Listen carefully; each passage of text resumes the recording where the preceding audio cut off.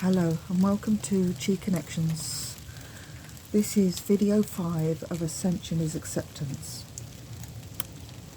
This stage is all about depression. As the emotions surface and start leaving us, we can become overwhelmed by feeling so much emotion. The deeper emotions are painful and hard to feel. It's hard to distinguish one emotion from another at times, and the body begins to shut down a bit. We can become frozen in hopelessness. It can feel like there is no light, no hope and no love. And we don't know and feel like it will never come back. Sometimes people try to keep pushing through the feeling. They put one foot in front of the other, barely feeling the world around them, barely taking part in their environment, becoming emotionless and robotic in their movements and their day-to-day life. Sometimes you just can't stop crying, and sometimes you just can't get out of bed. None of these are right or wrong. It just depends on how you feel that emotion at that time. It's a time when many may literally give up and commit suicide. The never-ending vicious cycle is hard to see past, and it feels like you're never going to get out of it, and you're living in a world of hate. You pour into yourself, you hate yourself and everything around you, and it's so hard to process the emotions that are within you that it just becomes too much. It's a time when some will leave their loved ones. They may think that they're protecting the loved ones from what they themselves are feeling, or they might be thinking they're protecting themselves from the loved ones that don't understand what they themselves are going through. But this isn't the answer. It takes you back to avoidance, and it creates more trauma and grief for everyone as everyone starts to feel the loss of somebody. Sometimes it's good just to walk away for short periods, but try not to stay away for too long. We actually need the love of those people. They're our loved ones for a reason. And some people are advocating to actually ditch your family and get rid of them all. This really isn't the answer. It's been hard for me, as like many of you, I've had very few people in my life that were actually waking up or even close to waking up with me. And so they couldn't really relate to what I was going through, and I couldn't talk to them, not properly. I found some friends on the internet, and that helped a bit. But they were still always around for me. They always loved me.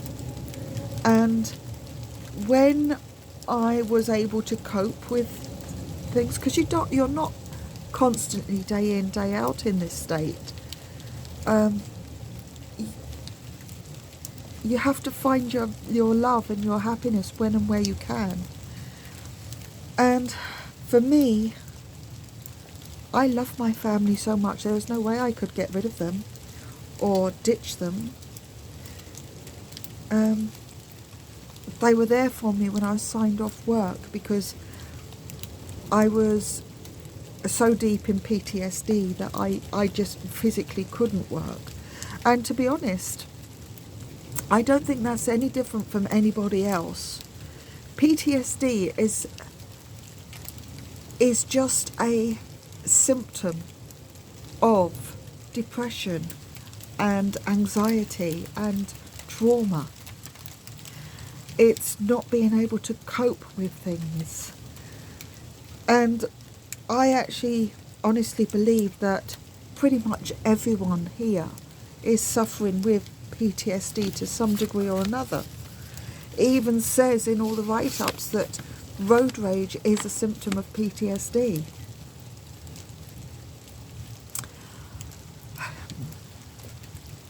When you're not quite so deep in the pain, you might start trying to look again for ways and answers for what you're going through, as many people do. That everyone wants to ask other people what's going on.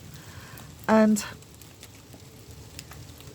the thing is, it's not really possible to ask anybody else, because we all have our own emotions, we all have our own perspectives, and whilst they might be able to tell you a little bit of what they've gone through, they can't tell you about you. I said about past lives in the past, before, and just as a bit of an example, here's some examples of what this life, this actual life I'm going through now, has shown me about past lives. When I was 16, I was trying to slit my wrists. I couldn't go through with it because I felt I didn't have the guts to. But that showed me a past life where I actually did slit my wrists, and I did actually die. I tried to take an overdose once, which made me sick, but not much more. I had a past life where I actually took an overdose and died.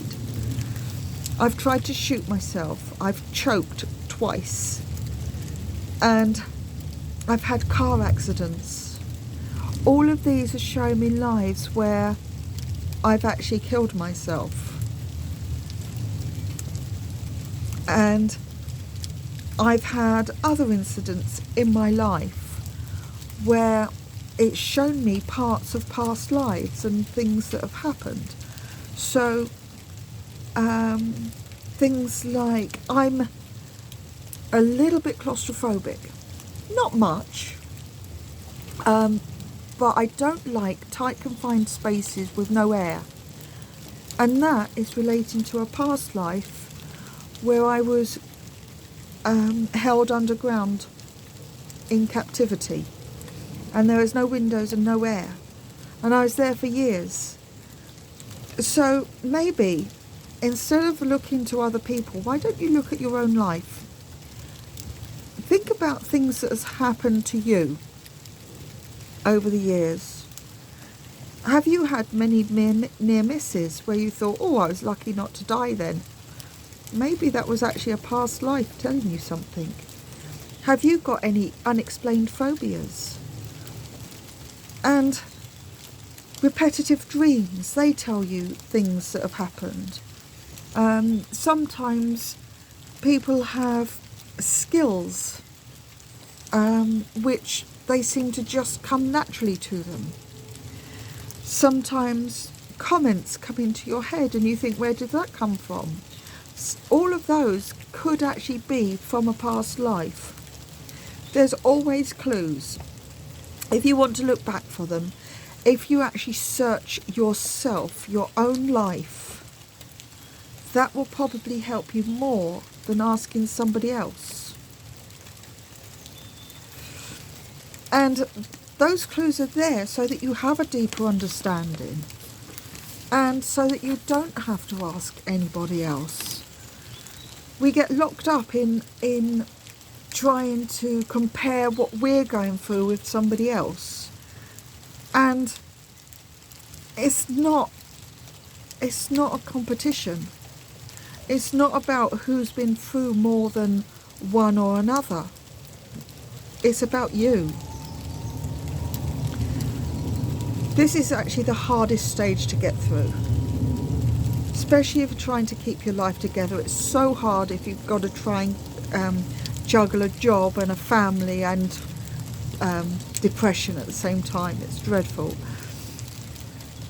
As you walk through this stage, try to relax as much as you can. Your energy will be depleted, very much so, and you will feel so drained at times. Whenever you can, look for your joy, whether it's painting, singing, dancing, the small things. Go out, find nature that you love, and love your family all the more. Keep them closer.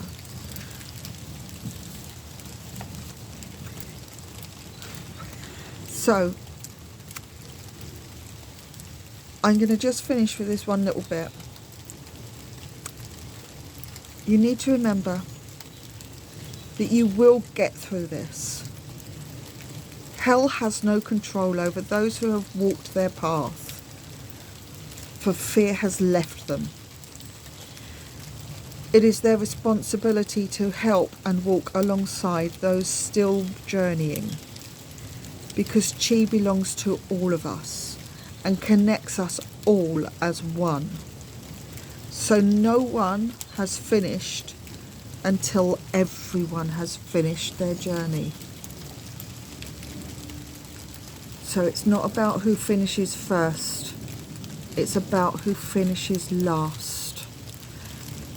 When the last person has finished their journey, then everyone will have finished their journey.